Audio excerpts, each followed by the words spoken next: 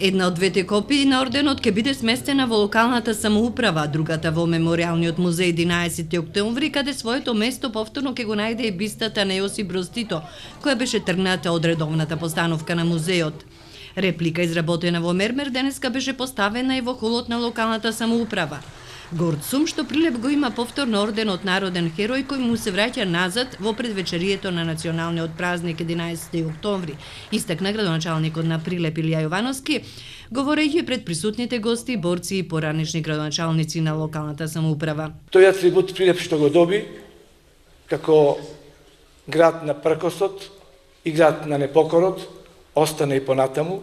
Ние сме сведоци и со право му беше доделен овој орден град херој во тогашна Југославија. Мислам дека сите треба да бидеме задоволни и горди со ова што го имаме.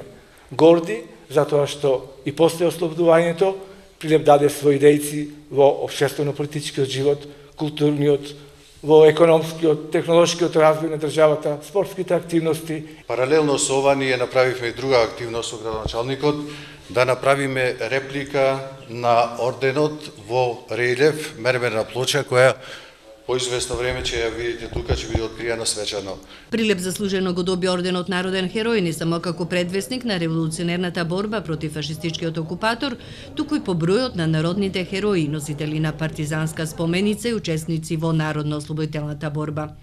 Борците од Прилеп го продолжиле револуционерниот тод на илинденците, а во исто време ги оствариле стремежите на многу борбени генерации низ вековите, изразени преку разни буни и востанија, почнувајќи од Илинден, првиот Илинден 1903, па преку вториот Илинден Илијастум, чишто одлуки и решенија се уставотворни и кои што се основа за третиот Илинден, кој што се реализира на 8 септември 1991 година, со која Македонија се стекна со сувереност и независност. Прилеп е револуционарен град, бунтовни град, непокорен град, секогаш се борел против разните робства кои што биле присутни на овој терен. Нема точни податоци во чие време на владење од градоначалниците исчезна орденот Народен херој, кој стоеше заклучен во една од витрините на нивниот кабинет.